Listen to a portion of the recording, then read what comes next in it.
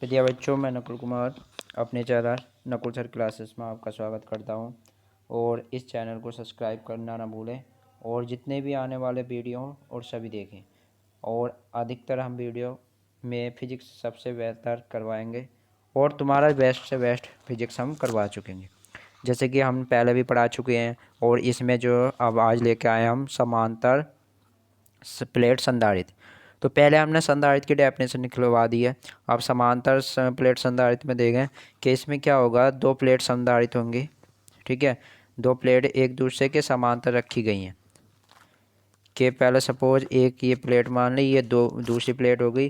पहली प्लेट को मान लिया एक्स और दूसरी प्लेट को मान लिया वाई। जब एक्स प्लेट को हम पॉजिटिव चार्ज देते हैं, कितना, तो पॉजिटिव चार्ज देते हैं तो पूरी प्लेट पर एक समान रूप से फैल जाती है। इसी कारण एक्स प्लेट पर प्लस क्यू आवेश के कारण वाई प्लेट पर स्वतः ही निगेटिव आवेश उत्पन्न हो जाता है। तो वाई प्लेट पर कौन सा आवेश उत्पन्न हो जाता है, नेगेटिव आवेश उत्पन्न हो जाता है। ठीक है, बट इन दोनों के आवेशों की दूरी कुछ मानी जाती है। यहाँ सपोज यहाँ क्या ले ली हमने, डी ले ली। तो अब बात करते हैं इस चित्र की कि माना एक्स वाई दो समांतर प्लेट हैं। क्या है, एक्स वाई दो समांतर प्लेट हैं जो एक दूसरे के बीच क्या है, डी दूरी पर रखी हैं। पर ये प्लेटें कैसी होती हैं, ये किसी न किसी कैसी होती हैं, धातु की बनी होती है। ठीक है, तो प्लेट जो है ना दोनों धातु की बनी होंगी, पर एक्स एक दूसरे से हमने ये समांतर पे और स्मॉल डी दूरी पर रखी है। जब एक्स प्लेट को हम पॉजिटिव चार्ज देते हैं तो वाई प्लेट पर स्वतः ही नेगेटिव चार्ज उत्पन्न हो जाता है। तो नेक्स्ट अब इसकी थ्योरी करते हैं। तो थ्योरी में माना दो धातु प्लेटों एक्स और वाई को एक दूसरे से डी दूरी पर समांतर रखा है। एक्स प्लेट पर प्लस के क्यू आवेश होने के कारण वाई प्लेट पर स्वतः ही माइनस क्यू आवेश उत्पन्न हो जाता है। तो माना प्लेट एक्स पर पृष्ठ आवेश घनत्व क्या है, प्लस के सिग्मा। ठीक है, और वाई प्लेट पर हो जाएगा माइनस के सिग्मा। ठीक है, तो एक समान आवेशित समतल प्लेट के समीप किसी बिंदु पर विद्युत क्षेत्र की तीव्रता। तो हमें निकालना विद्युत क्षेत्र की तीव्रता। तो विद्युत क्षेत्र की तीव्रता क्या होगी, यहाँ होगी E बराबर सिग्मा बटे 2 एप्सिलॉन नोट। अगर विद्युत क्षेत्र की तीव्रता अगर ये समझना है तो गॉस की पिरामिड से समझ सकते हैं, जो पिछले वीडियो में दिया गया है। ठीक है, तो ये हमारा चित्र है, दोबारा दिखाया गया, देख लो कि इसमें एक्स वाई दो प्लेटें हैं और इसे प्लस के क्यू आवेश दिया गया और इस पर कौन सा आ गया, माइनस के क्यू, जो दोनों पृष्ठों पर एक समान से वितरित। इसी प्रकार एक्स प्लेट पर विद्युत क्षेत्र की तीव्रता।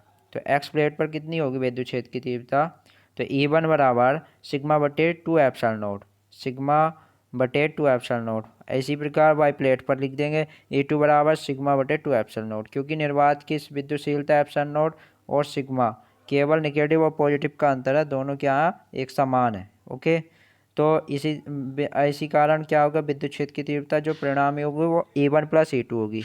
तो E1 का मान सिग्मा बटे 2 एप्सिलॉन नोट प्लस के इसका हो जाएगा सिग्मा बटे 2 एप्सिलॉन नोट। टोटल मिलाया कितना आएगा हमारा, E बराबर 2 एप्सिलॉन नोट बटे वो 2 सिग्मा बटे 2 एप्सिलॉन नोट, 2 से 2 कैंसिल, तो क्या आ गया सिग्मा बटे एप्सिलॉन नोट। यदि प्रत्येक प्लेट का क्षेत्रफल कितना हो A तथा आवेश कितना हो Q है, तब पृष्ठ आवेश घनत्व क्या होगा, सिग्मा बराबर Q बटे A। अब सिग्मा बटे क्यू ए हो गया। ठीक है, आगे चलते हैं हम।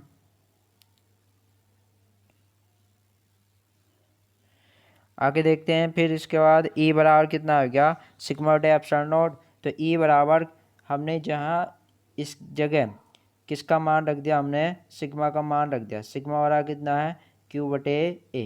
तो जब हमने रखा तो Q ऊपर और A आ गया बटे में इंटू में एप्सिलॉन नोट। इक्वेशन नंबर क्या मान ली, 4।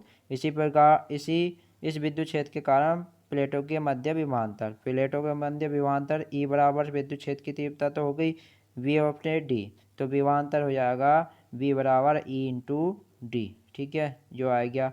तो जबकि E का मान कितना है, समीकरण 4 से Q बटे A epsilon naught into D आ गया। तो इस प्रकार से V बराबर कितना आ गया, Q D बटे एप्सिलॉन नोट। इक्वेशन नंबर क्या होगी, 5। समांतर प्लेट संधारित्र की धारिता। तो संधारित्र की धारिता क्या होती है क्यू बटे वी। तो वी का मान हमने समीकरण 5 से रख दिया, तो कितना आ गया समीकरण 5 से रखने पर, 5 से रखेंगे तो यह आएगा क्यू डी बटे एप्सिलॉन नॉट ए। तो यहाँ क्यू से क्यू क्या हो गया, कैंसिल।